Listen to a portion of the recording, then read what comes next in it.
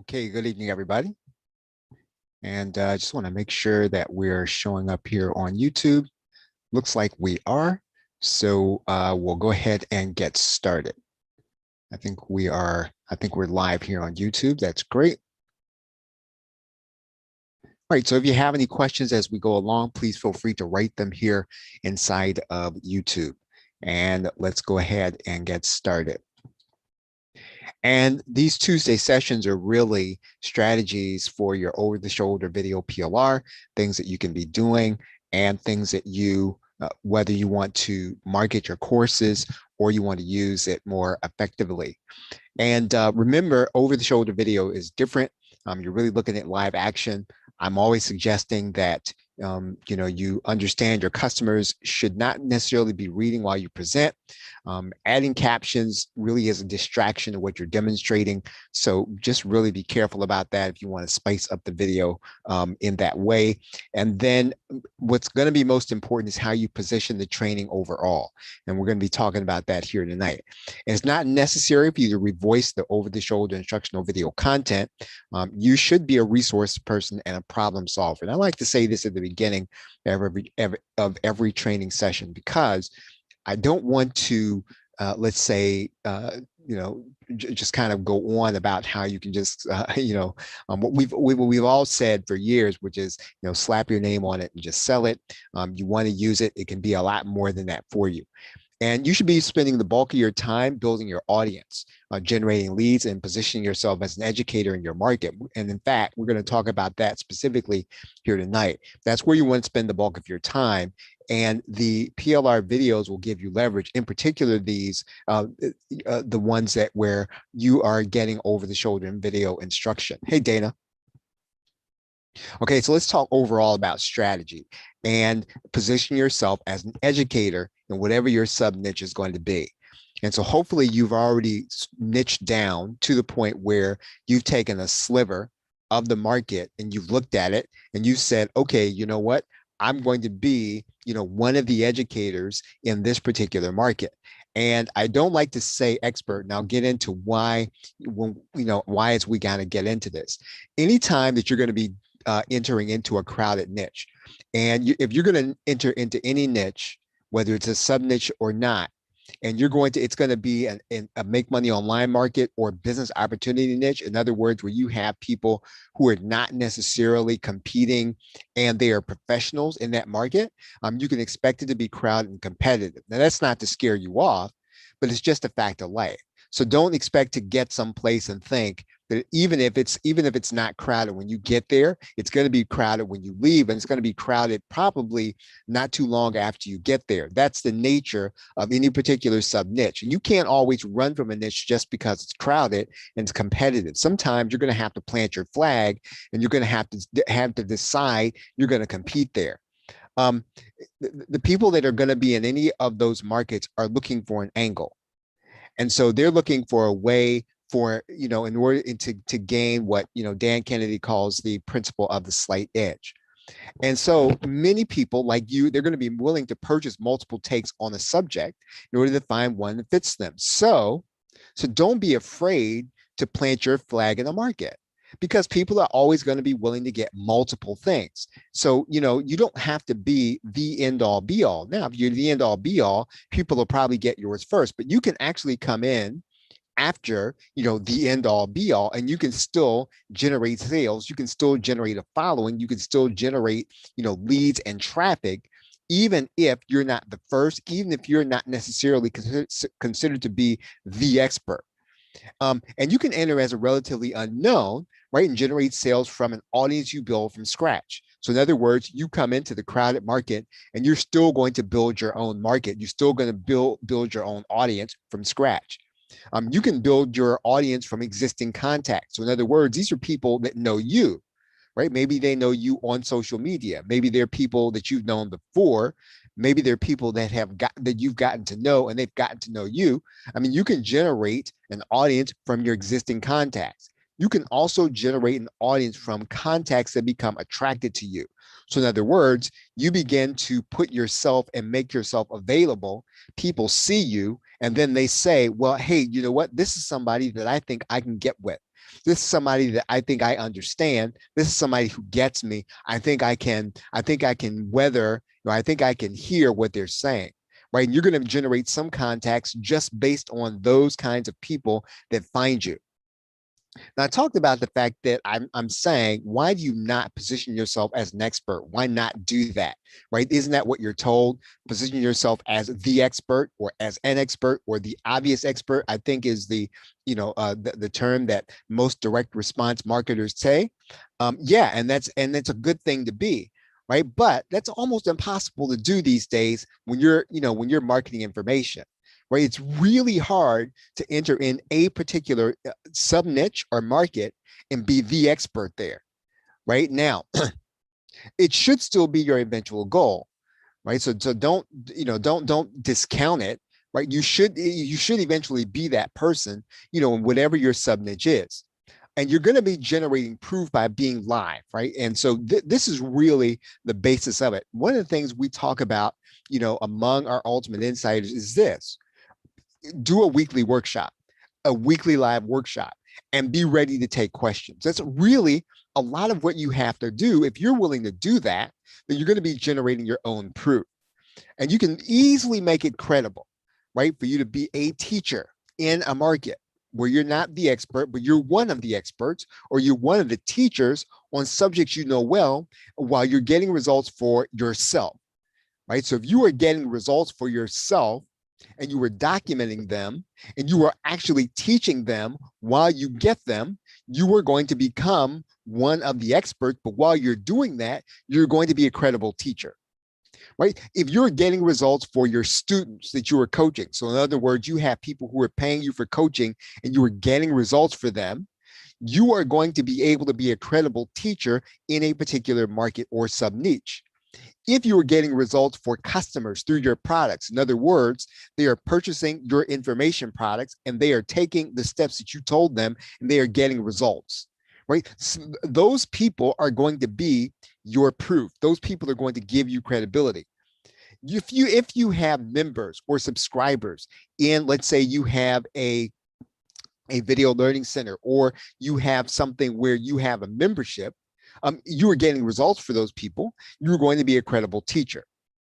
And you can enter in with existing players as a partner sometimes instead of an adversary. Right? This is one really big thing, if you're going to position yourself again as one of the teachers, as opposed to trying to compete as the expert. Right? If people have things that you can either present to your audience, or people who want to find people that are credible to present to their audience, it's a lot easier to do that when you come in as a partner instead of an adversary. And you can start being an adversary. And again, sometimes that works and it could work in your sub niche, but many times when you come in and you're the second or third person, or you're the second or third player, if you come in and you decide you're going to be a partner, you're working together with people, you are going to come in and not be an adversary. And it's a lot easier for people to promote you when you do that, right? And it matters to you as an affiliate, as I just said. It also matters to you when you want to have someone, you want to team up with somebody, right? You want to team up with somebody, you want to launch something. It's a lot easier to do that when you don't come in and you say, I am it, right? I'm the person, I'm the expert. So what do I mean by an educator? When I say you're going to position yourself as an educator and not as the expert, what does an educator do? And when we say that, if you're an educator, what you can and should be doing is keeping people informed, and you should also be keeping them enlightened. In other words, whatever's happening now, whatever's happening new, whatever the new thing is, you ought to know it. You ought to be able to keep your people informed about it. And then there's another way to think about it. You want to go beyond that. You want to go beyond that. And I learned this from my homeschooling days. There's an author named Susan Wise Bauer, and she has a book called The Well-Trained Mind. And she talked about the fact that sometimes what you need to do and shoot for is to get people to be enlightened.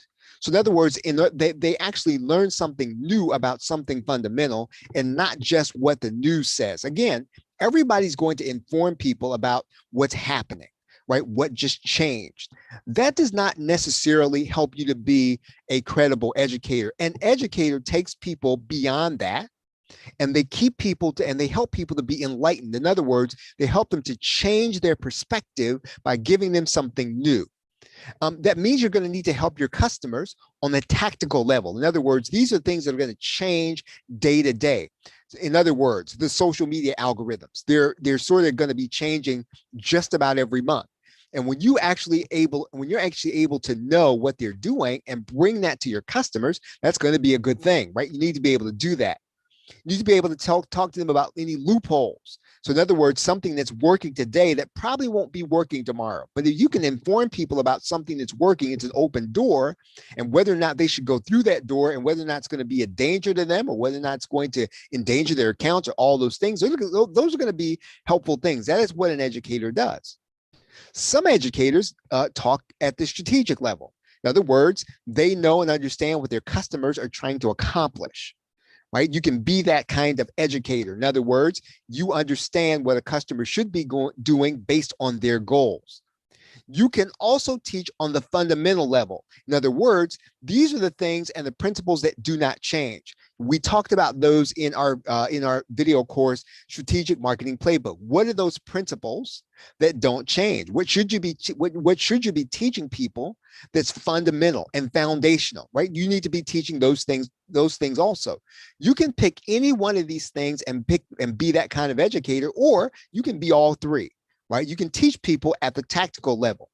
You can teach people at the strategic level. You can teach people at the fundamental level. You can do all three, and all three make you effective. Right? You can and should be teaching on all three levels if you can. What do I mean by teach? Right? That's a broad term. It's almost a vague term. What do I mean by teach? In other words, I recommend that you teach a weekly workshop live at minimum. Right, that you go live in some way on a minimum once a week. I mean, you can do more than that, do more than that, right? And I'm talking about a webinar, if you can get people on. I'm talking about doing YouTube Live, right? Like we're doing right now. I'm talking about doing Facebook Live, if you can do it. I'm talking about making sure that you're covering subjects based on the goals you know your customers want to accomplish. Right? It can be directly related to the products you sell. It can be related to the product you're going to sell, or it can just be based on their goals, right? Whatever you can do to be, to be the person, right, that can teach on and that can teach live on a regular basis. When you do it, it should be free of charge, right? Now, certainly you can have training where you're going to allow people to be part of it and they can pay you. But you should be doing something live that's going to be free to the public on a regular basis. It should be educational, informational. And again, I know this runs contrary to, one of the, what the big teachers like Russell Brunson, they teach that you should not be hard teaching.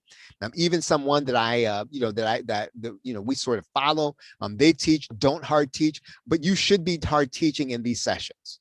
And I don't care, how long they are. Right? I think they should be 30 minutes, but if you can't do 30 minutes, if they're 15 minutes, this is where you are going to be generating proof. The goal of this is for you to be an educator and for you to be a credible one. And you do that by giving away good information, right? I'm not saying take everything out of your products and teach that.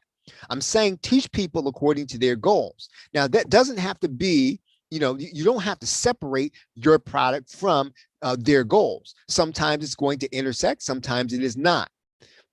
Again, now you should be we're talking about 30 minutes. Now, if you do 30 minutes on a weekly basis, there's no way you're going to be giving away your product, right? So I recommend you keep it to 30 minutes or less. You should have an invitation to join your mailing list inside of every workshop you do. And it should be obvious why you're going to do that. You're going to tell people and you're going to give people value for 30 minutes. You will have proven that it's valuable to become part of, whatever your mailing list is. And then an invitation is just natural. So do that. And then you should have several soft pitches throughout your workshop, right? Whatever you've got going on. Now, obviously, if you're using video PLR, you should have those offers posted and you should have buy buttons on them. And throughout your weekly workshop, you should be pitching them. Now, again, don't make the workshop the point of the pitch, but there should be several instances where it's relevant for you to be able to give people the opportunity to buy your products. and at least one hard pitch at the end. Now, finally, repurpose your work. So if you're doing this on a regular basis, you should be repurposing the content that you're creating on a regular basis. When you go live on a regular basis, you should have video content.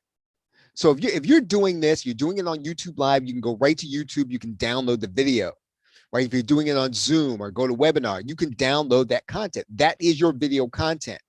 You can put that content on YouTube because again, I mean, you delivered it free. There's no reason why you should not put that content on YouTube. You can give it, you can put it on Facebook or Instagram, right? Or both. You can put it on LinkedIn, right? You can upload videos there. You can upload those videos to Twitter. You can upload those videos to Pinterest. Now, does it mean that you're going to get a ton of viewers? No, but you can put it there and there's an opportunity or a chance that someone will be able to see that video that you created. You're going to have audio content. And I'm going to have a caveat to this at the end of this, at the end of this slide.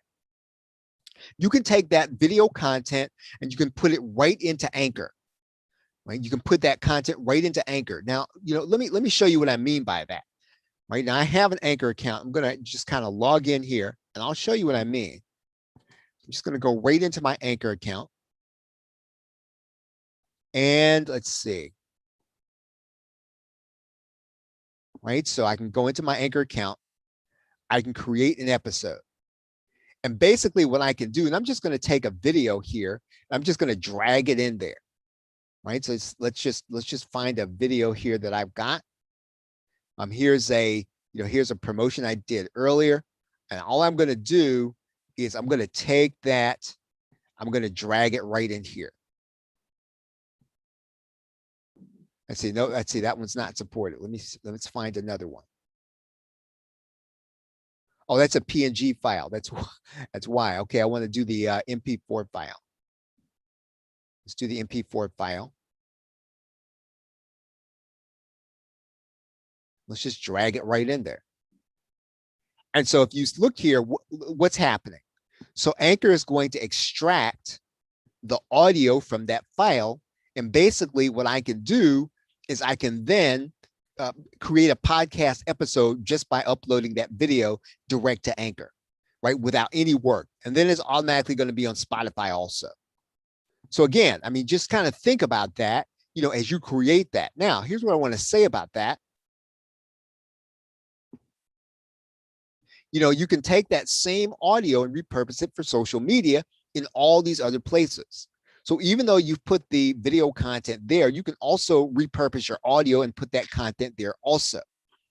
You can use that content to create unique bonuses, right? Let's say you don't want to put it on any of the social media platforms. You're going to pull it down after you've delivered it.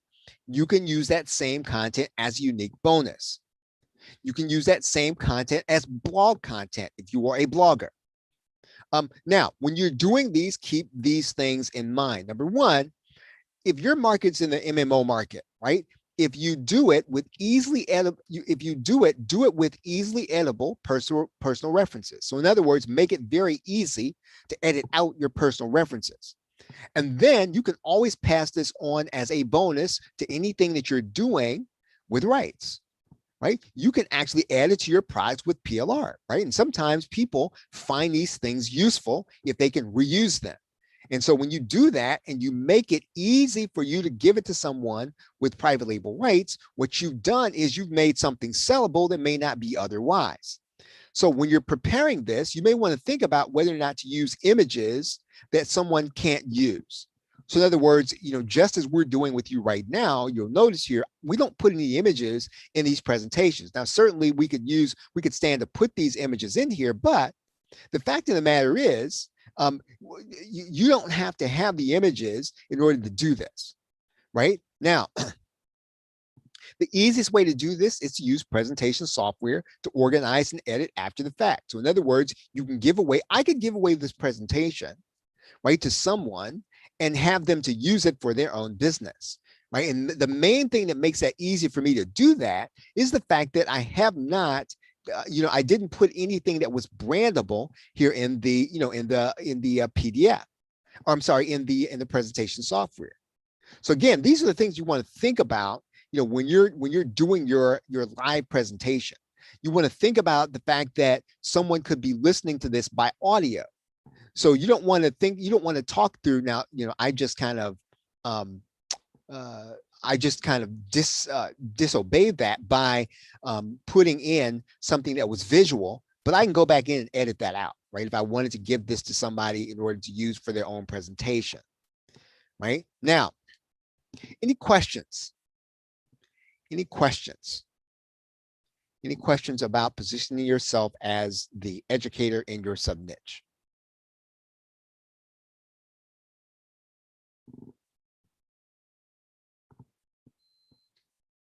Okay, remember there is the medical PLR offer by Dr. Loy. You can get that at the plrshow.com/Dr. Loy. And then tomorrow night's the last night that you'll be able to get access to the deal site application. You get that as Steve R. BUN, right, for Steve R. Bundle. And remember our most recent PLR, you can get that at the plrshow.com/new. And remember that in order to kind of join us, in our daily quest to help you to use PLR, you can do that at the plrshow.com. You can always position yourself as an educator most effectively by becoming an ultimate insider. You can do that at plrshow.com/insider training. And remember that, for the foreseeable future, we've moved from monthly to weekly training with Ultimate Insiders. So we're going to be building out, a 40 to 50 week PLR product. And if you're there at the end, we'll actually give you that product, if you're an Ultimate Insider. Okay, so if this has helped you in any way, I'm going to ask you to do us a favor. If you go to the plrshow.com/shout and give us a shout out and let people know that, the training has been helpful to you, and they'll find help if they come to our weekly trainings. Okay, so once again, just want to just make sure there are any questions. If you have any questions, you can write them in the YouTube box there. And if not, I think that we got in under our goal, which is 30 minutes. So that's good. And that's about 7:26 Eastern Standard Time. And hope that this has been helpful for you. And if it has, have a great night and a pleasant tomorrow. Take care.